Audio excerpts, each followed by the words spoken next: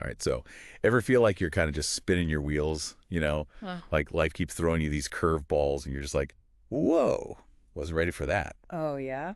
Well, that's what we're diving into today, Okay. helping you, grab life by the horns and achieve what this source we're looking at calls psychological superiority, Hmm.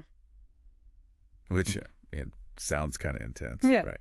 But basically, it just means being equipped to handle whatever comes your way, Right, right. feeling unstoppable, but from the inside out. That's a good way to put it. So to get us there, the source lays out 5 strategies: emotional mastery, growth mindset, rock solid confidence, mindfulness, and goal setting with some smart prioritization. Lots to unpack there. Definitely. I'm really curious to see what we discover, honestly. Oh. What do you think, by the way, of that term, psychological superiority?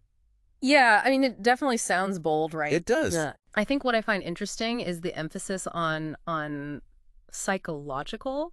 Like Yeah. it's suggesting that true strength comes not from, like physical dominance, Right. but from mastering our inner world. Yeah, so it's less about like bench pressing your way through problems and more about like having the mental tools to Yeah. navigate those challenges effectively. Exactly. Yeah. And the first tool in our arsenal, if we're thinking about this way, Yep. is getting emotionally savvy, which, it's not about suppressing emotions, right? Right. It's about understanding and managing them. See, I think a lot of us, at least like growing up or whatever, we were kind of taught to keep our emotions bottled up, Oh, yeah, especially in like high pressure situations, for sure. For sure. don't want to seem, unprofessional. Right. But imagine this. Go. Okay. You're about to give this like big presentation. Oh, I hate those. Right. And you feel that like familiar wave of anxiety. Yep. Right. But instead of like letting it totally paralyze you, Yeah. you acknowledge it. Maybe even like reframe it as excitement. Okay. And suddenly that energy becomes this tool to like fuel your performance. It was like a shift, right? Yeah, that's a Yeah. game changer. So instead of being controlled by your emotions, you're using them to your advantage. Exactly.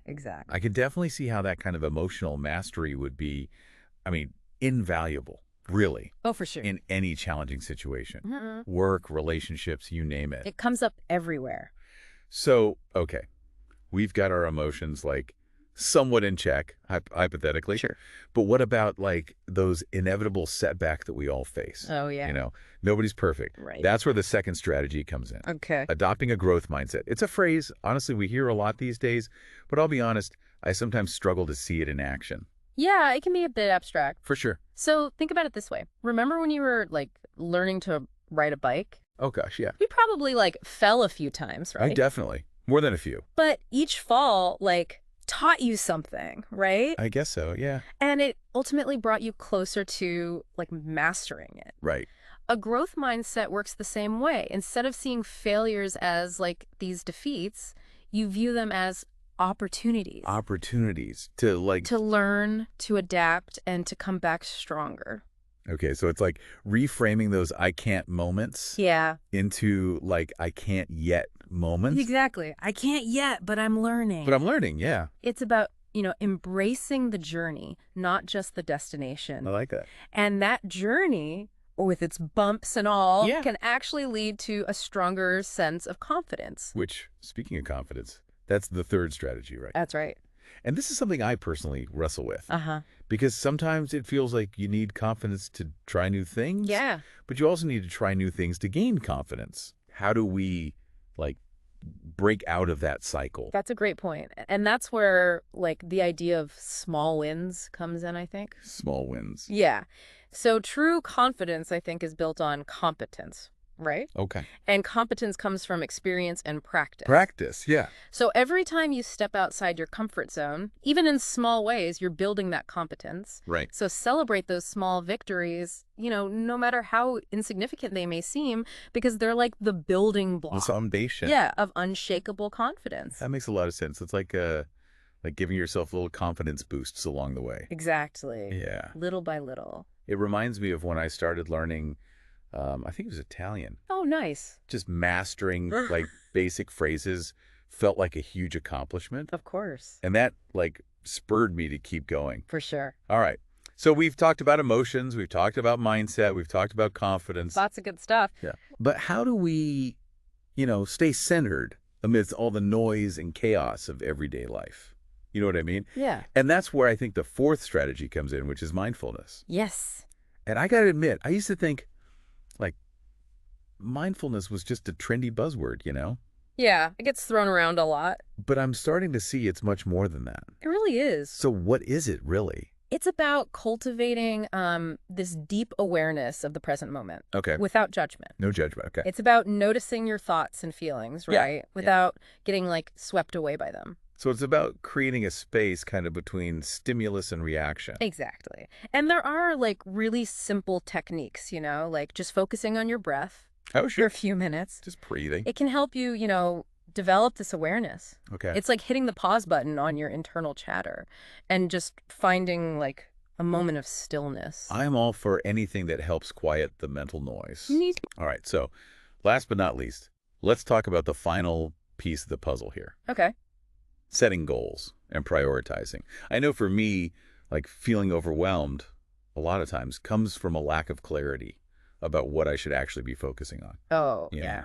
It's just too much going on. That's where I think clear goals can be really helpful. They act as like a roadmap, Okay. providing direction and purpose. And when you pair that with like smart prioritization, Right. you're able to actually allocate your time and energy to what truly matters. So it's about like clearing the mental clutter and creating a sense of order almost. Precisely. And think about like one goal you want to achieve, right? Yeah. Now imagine breaking it down into smaller, more manageable steps. Right. Break it down. Yeah, and prioritizing those steps. Suddenly, that big daunting goal. It feels less scary. Yeah, it feels much more attainable. Okay. I'm liking this. It's a good framework. Wow.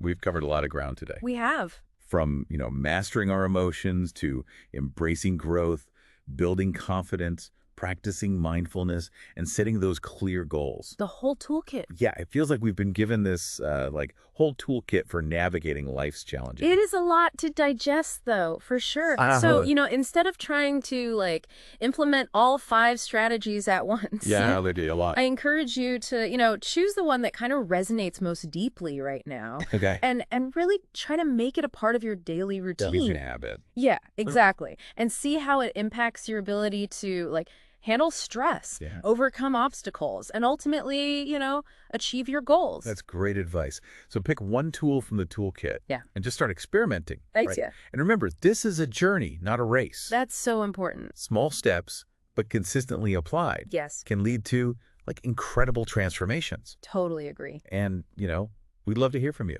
What do you choose to focus on? What changes are you experiencing along the way?